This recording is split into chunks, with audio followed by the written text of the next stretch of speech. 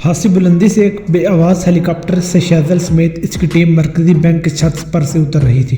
یہ لوگ سرمئی رنگ کی مخصوص وردیوں میں تھے۔ اترتے ہی انہوں نے چھت پر مختلف جگہوں پر پوزیشن لے لی۔ ایک کمانڈو نے بڑی چابک دستی کے ساتھ ہوا کی نکاسی کرنے والے پائپ کے دہانے پر نصب برق کی طرح گھومنے والے پنکھے کی تار کاٹ کر بجلی کی فراہمی معطل کر دی۔ آہستہ آہستہ گھومتے ہوئے پنکھا رک گیا۔ پروں کے درمیان اتنی جگہ تھی کہ آرام سے گزرا جا سکتا۔ پنکھا بند ہوتے ہی کاغذ نیچے آ گرا۔ ایلپس کی نظریں اسی کاغذ پر تھی۔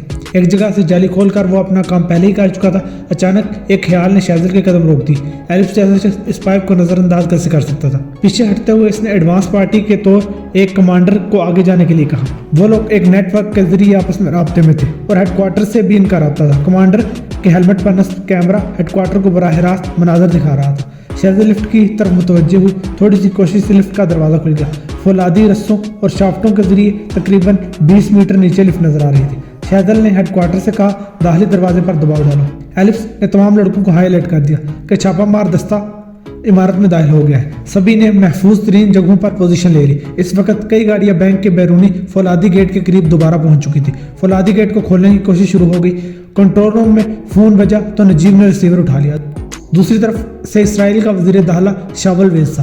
ابتدائی بات چیت کے بعد نجیب نے مطالبات کی فہرست شاول کے سامنے رکھ دی اور دھمکی دی کہ مطالبات پورے نہ ہوئے تو یرغمالیوں کو قتل کر دیا جائے گا۔ مطالبات میں محفوظ راستے کے علاوہ الاقصی بریگیڈ کے 2 لیڈروں کی رہائی کا مطالبہ بھی تھا۔ دونوں فریقین ایک دوسرے کو بیوقوف بنانے کے خواہشمند تھے۔ دونوں کو ہی محض وقت چاہیے تھا۔ شاول نے غور کرنے کے لیے وقت مانگا جو نجیب نے بخوشی دے دی۔ ایلپس نے اپنے بیگ میں سے ایک کی پیڈ جیسا آلہ نکال لیا تھا، ایک ہینڈل اور چند بٹنوں کے ساتھ۔ اس پر 3x3 کی چھوٹی سی اسکرین بھی تھی۔ اس وقت یہ اسکرین روشن تھی۔ ایک بم بردار چھوٹی ریموٹ کنٹرول گاڑی ہوا کی نکاسی والے پائپ میں اوپر کی طرف رواں دواں تھی۔ اس پر لگا کیمرہ اندھیرے میں دکھانے کی صلاحیت رکھتا تھا۔ ایلپس اس گاڑی کو آہستہ آہستہ آگے بڑھا رہا تھا۔ تھوڑی ہی دیر بعد کیمرے کی زد میں سینے کے بل رنگتا ہوا کمانڈو آ گیا۔ اس کی آنکھوں پر بھی اندھیرے میں دیکھنے والا مخصوص چشمہ تھا۔ گاڑی کو دیکھ کر کمانڈو چونکا۔ ایلپس کا چہرہ جیسے پتھر میں تبدیل ہو گیا۔ اس نے ہینڈل پر زور دیا۔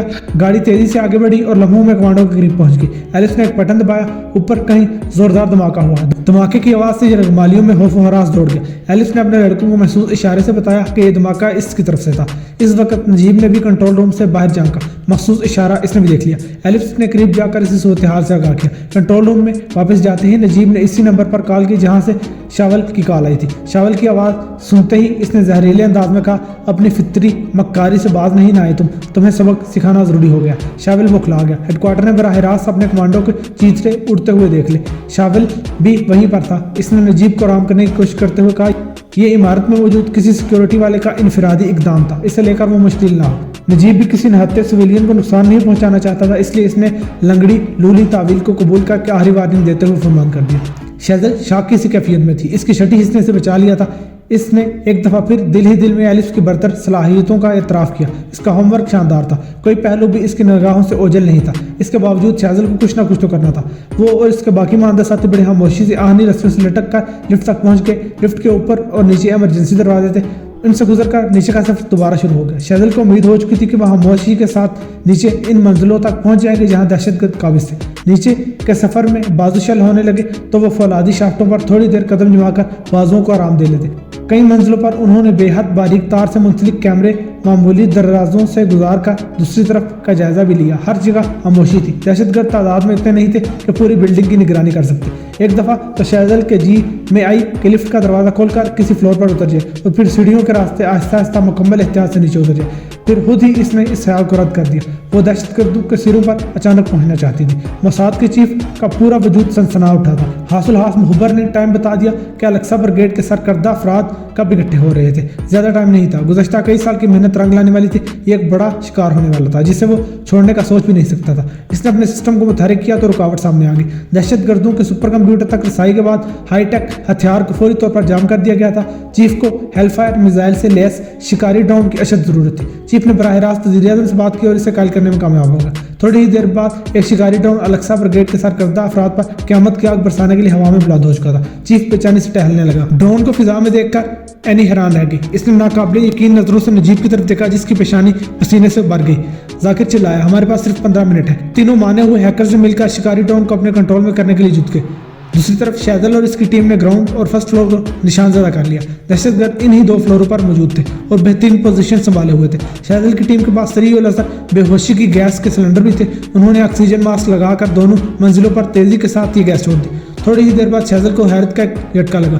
دہشت گردوں کے چہروں پر بھی آکسیجن ماسک نظر آنے لگے۔ ساتھ ہی گڑبڑ کا اندازہ ہوتے ہی انہوں نے گیس کی محض کی جانب شدید فائرنگ شروع کر دی۔ شہزل کی ٹیم کو سیکنڈ فلور پر بھاگ کر پوزیشن سنبھالنا پڑی۔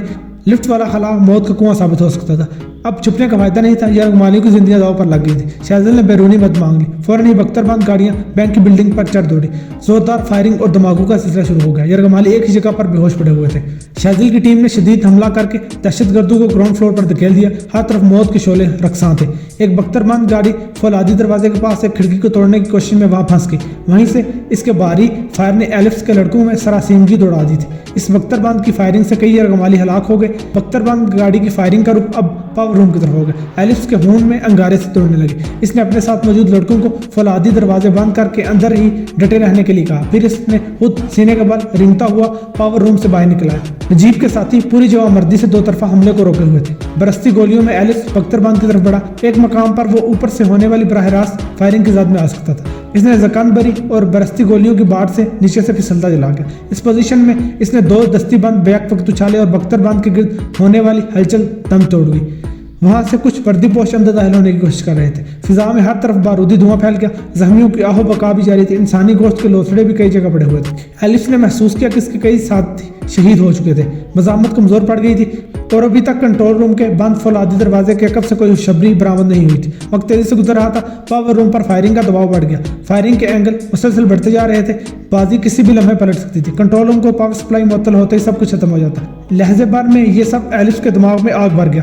قدموں پر آتے ہی وہ فضا میں اچھلا۔ اگلے ہی لمحے وہ بختر بند کے اوپر تھا۔ مشین گن پر تعینات گنر کو اس نے نہایت قریب سے گولی ماری اور اسے کھینچ کر ایک طرف ہٹا رہا تھا کہ بختر بند کا فولادی ڈھکن کھلا اور ایک سر برآمد ہوا۔ اسے پاؤں سے نیچے دباتے ہوئے ایلپس نے ایک دستی بم اندر پھینک کر اوپر سے ڈھکن بند کر دیا۔ زوردار دھماکے سے بختر بند اس کے قدموں کے نیچے لرز کر رہ گئے۔ اندر موجود افراد یقیناً چیتروں میں تبدیل ہو گئے ہوں گے۔ مشین گن سنبھالتے ہی اس نے ہر طرف قیامت برپا کر دی۔ اس دفعہ دشمنوں میں سراسیمگی دوڑ گئی۔ نئے جوش اور ولولے نے ایلپس کے وجود میں توانائی دوڑا دی۔ وہ چند منٹس میں دشمنوں کو روک سکتا تھا۔ اس کی امید بھری نظریں کنٹرول روم کے بند فولادی دروازے پر جمی ہوئی تھی۔ قیامت برپا تھی اور 15 منٹ گزر گئے۔ وہ تینوں شکاری ڈرون کو قابو کرنے میں ناکام رہے تھے۔ ذاکر کا چہرہ دھواں ہو رہا تھا۔ نجیب بھی ان کے قریب جھکا ہوا تھا۔ اس کا پورا وجود پسینے میں ڈوب گیا۔ ڈرون جب ایک خاص مقام کے قریب سے آگے بڑھ گیا تو ذاکر نے اپنی ناکامی کا اعلان کر دیا۔ نجیب گھٹنوں کے بل فرش پر گر گیا۔ اس کے ذہن سے دل آویز آہ برآمد ہوئی۔ میں ناکام ہو گیا۔ میں زندگی کی سب سے بڑا جوا ہار گیا۔ میری قوم کی آخری امید آگ کے سمندر میں غرق ہونے والی ہے۔ اس کی آنکھوں سے بل بل آنسو گر رہے تھے۔ ذاکر بھی رونے لگ گیا۔ اسپائڈر گرلز البتہ آخری کوشش میں مصروف تھی۔ نجیب نے پسٹل نکال کر اپنی کنپٹی پر رکھا۔ ذاکر دیکھ رہا تھا مگر جانتا تھا کہ اس کے سوا کوئی چارہ نہیں۔ نجیب کی انگلی ٹریگر پر جمی ہوئی تھی۔ اینی نے تیزی سے انگلیاں چلائیں۔ مدھم سیٹی کی آواز بلند ہوئی اور اسکرین پر منظر بدل گیا۔ شکاری ڈرون میں لگا کیمرہ سامنے کا منظر دکھا رہا تھا۔ اینی خوشی سے چلائی، ہم کامیاب ہو گئے۔ شکاری ڈرون اب ہمارے کنٹرول میں ہے۔ یہ جادوئی الفاظ تھے جنہوں نے پل بھر میں سب کچھ بدل دیا۔ نجیب کا پورا وجود توانائی سے بھر گیا۔ پسٹل بیلٹ میں اٹھ کر وہ تیزی سے آگے بڑھ گیا۔ ذاکر ڈرون کا کنٹرول تم سنبھالو اور واپس گھماؤ۔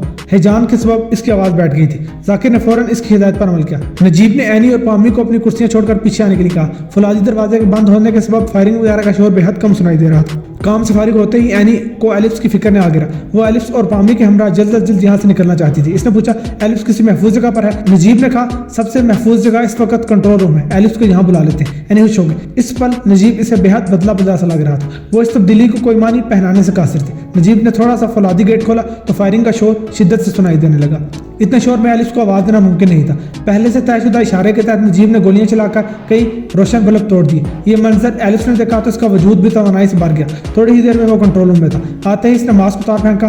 وہ جس انداز میں نجیب سے گلے ملا اور ان دونوں نے ایک دوسرے کو مبارکباد دی وہ سب اینی کے لیے بے حد شاک دینے والا تھا۔ وہ ایلپس پر جھپٹی۔ تم دونوں ساتھی ہو؟ تم نے میرا جذباتی استحصال کیا ہے۔ ایلپس کا گریبان جھنجھوڑتے ہوئے اس کی آنکھیں پانی گرانے لگی۔ پامی بھی ایلپس کو گھورے جا رہی تھی۔ ایلپس نے نرمی سے اپنا گریبان چھڑایا۔ مجھے معاف کر دو، میں زندہ رہا تو ہمیشہ تمہارا رہوں گا۔ اینی ایک کونے میں گھٹنوں میں سر دے کر رونے لگی۔ پامی نے اپنی باہیں اینی کے گرد لپیٹ دی۔ نجیب اور ایلپس برق رفتاری سے ذاکر کی طرف جھکے۔ ذاکر ہیل فائر میزائل کو ٹارگٹ پر انگیج کر رہا تھا۔ کیمرہ زوم کر کے ٹارگٹ کو واضح کر رہا تھا۔ یہ کچھ مکانات تھے۔ اس وقت اسکرین پر ایک ننھا سا سرخ پوائنٹر تیزی سے جلنے بجھنے لگا۔ ذاکر کے چہرے پر سراسیمگی دوڑ گئی۔ اس نے ہیجان زدہ الفاظ میں کہا، ڈرون کو فضائی دفاعی نظام نے انگیج کر لیا ہے۔ نجیب حلق کے بال چلایا، جلدی سے میزائل فائر کرو۔ ذاکر نے تیزی سے ایک بٹن دبا دیا۔ ہیل فائر میزائل ڈرون سے جدا ہو کر برق رفتاری سے نظر آنے والے مکانوں سے جا ٹکرایا۔ لمحوں بعد میں وہاں آگ کا دریا نظر آنے لگا۔ اس وقت اسکرین بھی تاریک ہو گئی۔ فضائی دفاعی نظام نے ڈرون کو مار گرایا تھا۔ وہ تینوں سب کچھ بھول کر خوشی سے جیسے پاگل ہو گئے۔ وہ لوگ اسرائیل کو اب تک سب سے بڑی ذکر پہچانے میں کامیاب ہو گئے تھے۔ زریون ایٹمی پلانٹ پر کام کرنے والے سائنسدان اور ٹیکنیشین جو اپنی بیوی بچوں سے دور ایٹمی پلانٹ پر کام کر رہے تھے، ان کی چھوٹی سی بستی میں آگ کے سمندر میں ڈوب گئی تھی۔ اس وقت زوردار دھماکہ ہوا اور ہر طرف اندھیرا چھا گیا۔ پاور روم اڑانے کے ساتھ ہی برقی رو بھی معطل کر دی گئی تھی، مگر ان لوگوں کو ذرا بھی پرواہ نہیں تھی۔ وہ اپنا کام کر چکے تھے۔ اب یہاں سے سلامت نکلنے کی کوشش کی جا سکتی تھی۔ فولادی دروازہ کھول کر وہ رینگتے ہوئے باری باری باہر نکل آئے، مگر فوراً ہی باری فائرنگ کی زد میں آ گئے۔ ایک گولی نے ایلپس کے پاس موجود دستی بم کو پھاڑ دیا تو دیگر بم بھی پھٹ گئے۔ تیز چکا چوند اور زوردار دھماکوں کے ساتھ ایلپس کا وجود چیزوں میں تبدیل ہو گیا۔ تھوڑی دیر بعد ہر طرف خاموشی چھا گئی۔ نجیب، ذاکر اور ان کے سبھی ساتھی مارے جا چکے تھے۔ اینی اور پامی اسرائیل کی فورسز کے ہاتھ زندہ آ گئی۔ پورا اسرائیل سوگ میں ڈوب گیا۔ موساد کے ایجنٹ میجر کمال کو کھوجنے میں کامیاب رہے تھے۔ وہ فارس کے کنارے کئی ہفتوں سے اپنی دوسری بیوی کے ساتھ ہنی مون منا رہا تھا۔ ایلپس اسرائیل کے لیے ایسا معمہ ثابت ہوا تھا جسے وہ کبھی بھی حل نہیں کر سکیں گے۔ ہاں، ایلپس تو زندہ تھا، جیل میں ساری زندگی سڑنے والی اینی شاویز کے دل میں۔ ایرانی بھی اپنے سینے میں بھڑکتی بدلے کی آگ بجھانے میں کامیاب رہے۔ نجیب نے بھی لاکھوں یتیم اور بے گھر فلسطینی بچوں کے لیے کچھ نہ کچھ انتظام کر دیا تھا۔